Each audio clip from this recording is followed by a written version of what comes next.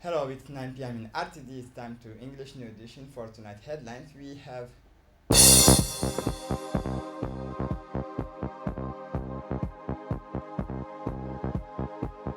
the granting of a startup fund for the Forget project.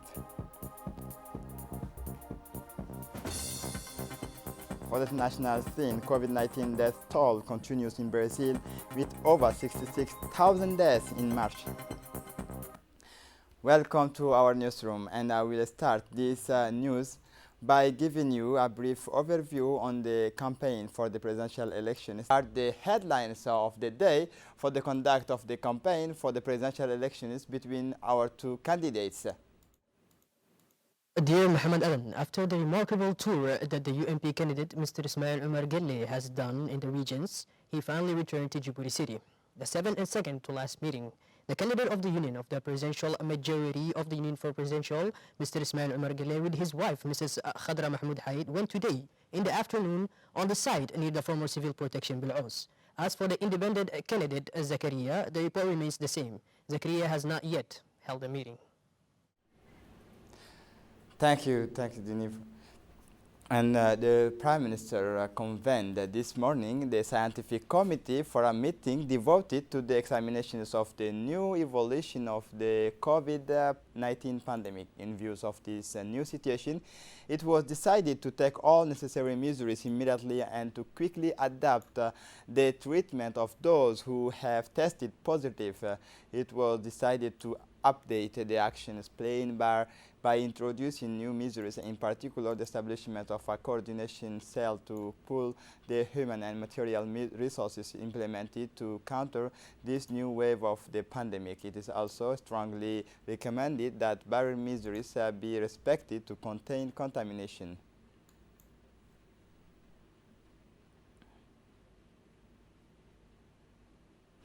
The vaccination against COVID-19 continues in the site erected at the esplanade of the People's Palace and in front of the Guled Stadium. This anti-COVID vaccination campaign took place in an orderly manner at the Guled Stadium that a team of the RTD visited yesterday afternoon. This vaccination campaign took place under the supervision of Dr. Ahmed Roble Abdillah, President of the Vaccination Commission. Since the beginning, more than 7,000 people have been vaccinated. The Commission is going to enlarge the vaccination sites to Balbala with a new vaccinodromes at the King Fahad complex. The population of the capital is rushing to be vaccinated against the pandemic. It should be noted that this national vaccination campaign carries a message of hope on the prospect of reversing the curves of contamination which is currently on the rise in our country.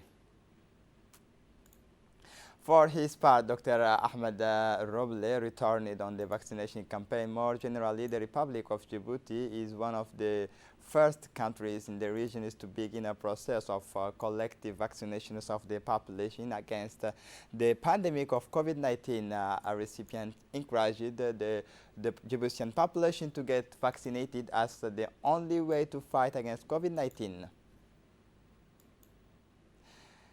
The Minister of Muslim Affairs, Culture and Waqf Property, Mumin Hassan Barre, presided today over the award ceremony of the winners of the national competition of memorizations of the Holy Quran, which took place this morning at the People's Palace. This ceremony took place in the presence of the Minister of Health. Attended this closing ceremony, the religious body, teachers of Quran and young winners from the city of Djibouti and the interior region.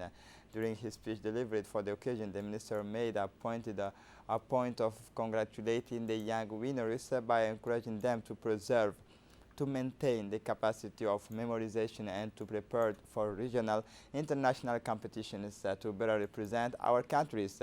The winners of this contest will have the opportunity to participate in the Holy Quran contest ahead of the Head of State Prize is launched by the President of the Republic, Ismail Omar Guelleh, for the promotion of memorization and learning the Holy Quran, especially among young children. The national competition is organized annually to discover young talent among boys and girls having the ability to memorize the Holy Quran. The candidates are selected according to three categories, namely reciting by heart the entire Quran 30 chapters or memorizing 20 and 10 chapters. The President of the Port and Free Zone Authority, Mr. Abubakar Umar Hadi, signed this morning with the Somajak Group, represented by its CEO, Mr. Rajesh Sahyun, the contract for the construction of the first storage terminals in the Damerjog Industrial Park. This project, the first of several other storage terminals for both refined and crude oils, will have a capacity of 150,000 meter cube. It is first phase. It also part of the development of the petrochemical complex in the Merjok, consisting of the oil GT, refinery and storage areas. Eventually, it is planned to develop at least 4 other storage terminals for a total capacity of more than 750,000 meter cube, serving the transit of a product, but also trade in the region and bunkering to ships. It should be noted that moreover that the project will be delivered in a less than 24 months. The President of the Port and Free Zone Authority, Abubakar Umar Hadi, had a meeting this morning with the Japanese ambassador to Djibouti, Otsuka Umio, and the ambassador of Djibouti to Japan, Mr. Ahmed Araita Ali. This meeting is naturally part of the regular consultations of the ambassador with the chairman of the authority and Port of Free Zone Authority to discuss on large-scale projects in areas for socio-economic development of our country.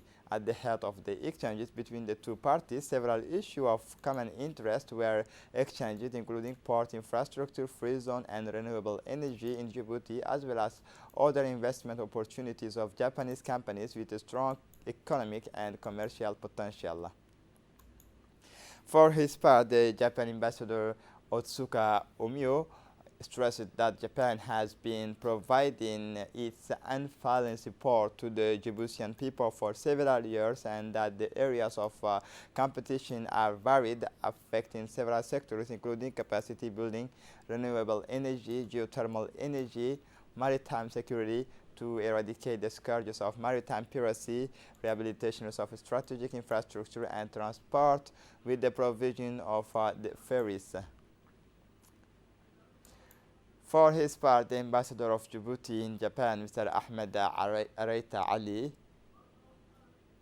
said that there have been significant advances in the field of infrastructure in recent years under the leadership of the President of the Republic, Ismail Omar Guelleh, and recalled that the long-standing friendship between the two countries, Djibouti and Japan.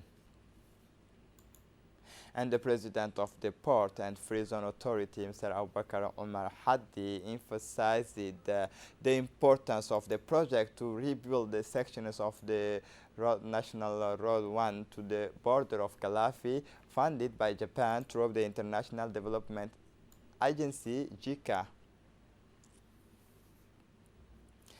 And we regret to announce the death of the late Hamadou Ali Hamadou, which occurred in Djibouti yesterday. The late Hamadou Ali was a part of the militant for the national independence and historical militant of the RPP, who forged the state of Djibouti. He was part of the peoples who wanted the national unity of our country, being himself a native of Dakhil. He was a well-known face of the Djiboutian population and enduring and appreciated personality for all, especially in his region of Dakhil. We present our sincere condolence to all his family, including his wives and children, to the population of the region of unity, and generally to the whole Djiboutian population who lost a great man. The Minister of Transport, Musa Mohammed Ahmed, also addresses his condolences to the family of the deceased Hamadou Ali, to all the Dakhil people and the Djiboutian people. We pray the good God to give him the opportunity to live his life. As we pray to God to welcome him in his eternal paradise. Inna lillahi wa inna ilayhi raji'un. For the international scene, the President of the European Council gives EU support to Libya.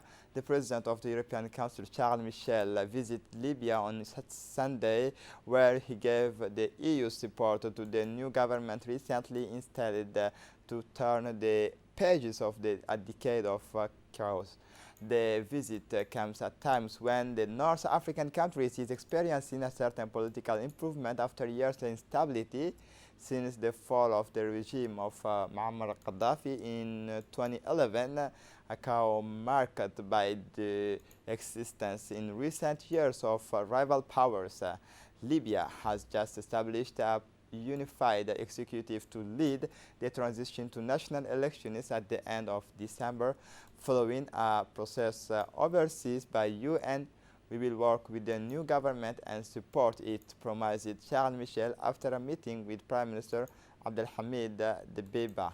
The European Union actively support the national reconciliation process, he said. The economic recovery elections, the fight against illegal immigration, and areas where the EU can help Libya, he added. This is it for the news. Thanks for watching us. Let's continue with the presidential election news with Dini Musa.